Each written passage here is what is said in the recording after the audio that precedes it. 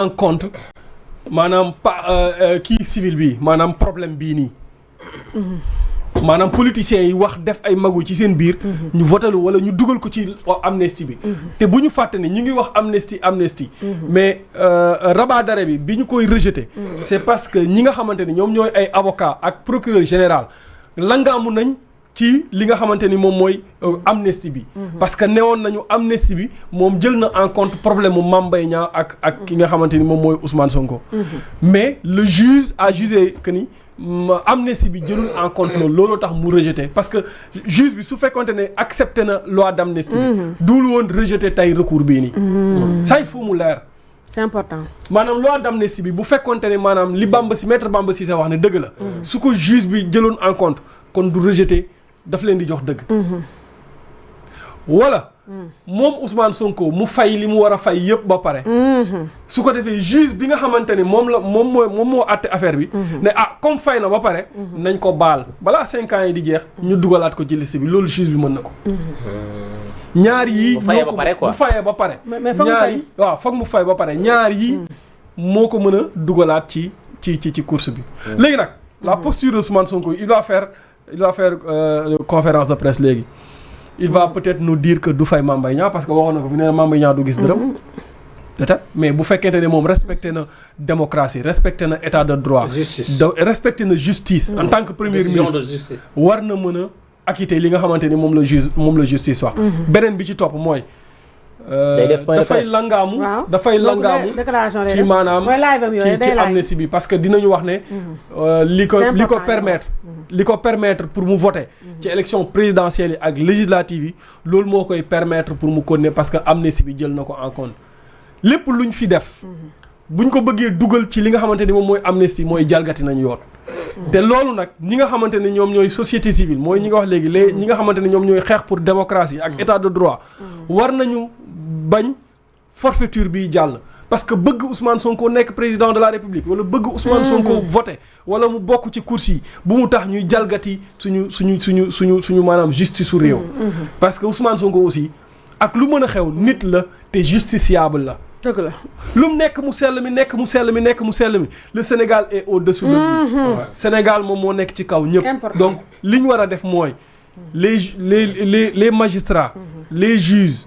ñi nga xamante ni ñoom ñoo société civile ñëpp nañu manko mu respecter cette décision là su fekkente ne bëgg na jàmmi réew mi parce que loolu mooy jàmmi réew mi bu ñu forcé ne lii du jàll su boobaa mën nañoo dugal réew mi ci leneen soxna Aïssatou mais xam nga man lan laa bëggoon dolli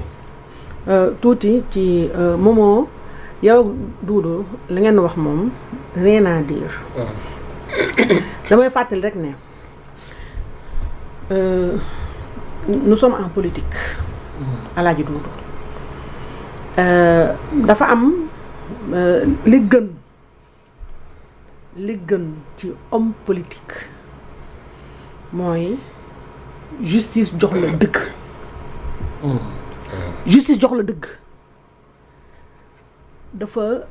gën ci homme politique ndax dafay crédibiliser toute ton action xam nga Ousou le fait que bëgguma sa revenir ndax vous en avez parlé largement bii sama analyse la bala maa ñëw ci deuxième point ndax beneen mbir a ngi noonu mooy l'article 56 bu garaaw a ngoo te dañuy gaawantu ndax Ousou buy wax foog ñu déglu ko nun pour bu subaa bu ñëwee tam ñun ñu tegaat fii ci table bi la Ousou waxoon donc tey Alaaji Doudou Ousou même non-lieu bii passé ni mu ko amee ci affaire amnistie boobu ndax moom dafa laa fa am solo mi amnistie bi ndax Maître Bamba Cissé ma koy nuyu sama frère la waaye ni mu ko layalee ci léegi lay rek boo gisee sànq ba léegi avocat yi ñooy wax kii régie tegaleen ma Amadou Ba mi nga xam ne nii wax dëgg fa yàlla moom daa war a noppi ndax Amadou Ba moom gis naa ne saa yu prononcé wu ci day juriste lu te saa yu prononcé la voilà moom saa yu prononcé woo ci mbirum justice démb gis naa ko muy jéem a jox la son cour suprême di neexalaale Ousou ñu xëy sama cour suprême mbéj ko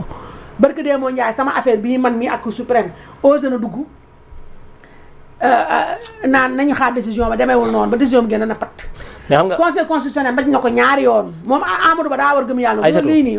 politiciens yi mën nañu soppi ko mooy juge moom duñ changé déedéet fi ñu nekkoon jóguñu fi du fa jógee xoole bii nii bu weesoo avocat yi ils sont dans le rôle c'est obligé lii revers politique bu doy waar la kon politiciens yi waxuñu gisuma benn waa Pastef bu yëkk di wax avocat yi c'est obligé ñu génn wax te lu ñuy wax na évidemment mooy la ñu pare defee la ñuy waxaat waaye xam nga ni c'est un revers juridique un revers politique et un revers moral c'est ça la vérité xoolal Amadou Ba li mu wax nee na moom du bàyyi de nee na revers judiciaire victoire politique dégg nga lii lu garaaw a ngi kii moom def naa Amadou bu pare nii ak Oussou live Oussou bii Oussou moom dinaa ñëw sama xalaat man Oussou lan la war a wax Oussou may seetaan nii Oussou man lay seetaan dinaa ñëw ci xool lu garaaw li wax ko donc Amadou Ba nee na revers judiciaire naka la Pastef mu ne naka la nit mu ne amee revers judiciaire nekk victoire politique. oui vraiment. nee na revers judiciaire xool loolu nee na revers judiciaire. victoire politique. Fall nee na yaa daanu mel ni yaa. mel na yaa daan quand Pastef tient ses promesses sur l'indépendance de la justice. à chaque fois que la justice rend Fall damaa bëgg nga xoolaal lii pour après nga résumer ma ko olof. à chaque fois que la justice rend une décision qui est défavorable à Pastef, les opposants espèrent qu'on s'attaque aux magistrats en les jetant à la vindicte populaire. xanaa tey Oussou mi buy live nii dina yàq melelaan justice. il n'en sera rien incha allah Oussoo koy toroxal léegi moom. les revers judiciaires sont la preuve kon nangu na ni revers judiciaire la. am déet moom aussi c'est dégg ma tubaab man. mais kon Amadou Ba moom Pastef Amadou Ba honorable député Pastef nangu na ne Cour suprême da leen mbajat encore une fois. te bii nag mooy last cool. les revers. kon na si boole bosam bële mu d'accord. lépp la ci boole lii mooy. les revers Pastef moo miin défaite judiciaire. ndax da ngeen a mën a tooñ. léegi nee na les revers judiciaires sont la preuve que nous sommes véritablement dans la rupture ak a ñeme yàlla et que la justice travaille sans pression sans des interférences sans injonction.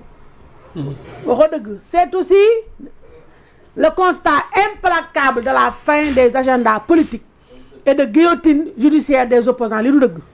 il faut se réjouir damay commenter waale il faut se réjouir des décisions de justice défavorables bu doon loolu ko loolu dem nga génn jéem a teg pression Cour suprême des décisions de justice défavorables et célébrer le triomphe de l'état de droit désormais bien ancré au Sénégal lii da waxu ñàkk pexe la. cette décision de la Cour suprême sur le rabat d'arrêt introduit par le premier ministre mënoo nga ne le président de Pastef est la preuve ultime que les vociférations yaa ngi dàq vociférer de l'opposition sur les menaces contre l'état de droit et les libertés publiques ne sont que des balivernes sans fondement. kenn duñu ko jàng. au Sénégal kenn duñu ko jàng ñoo la ko gën a xam. au Sénégal la justice n'est plus aux ordres ak a ñeme yàlla les dernières décisions du conseil constitutionnel xoolal dugalaay na boppam.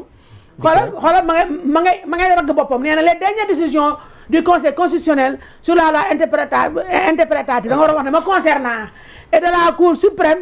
xoolal deux médias ak i ñaan mënoo nga ne Aïssatou Diop Fall. waaw Amadou Ba mi du ngaang ma wadd xoolal nee na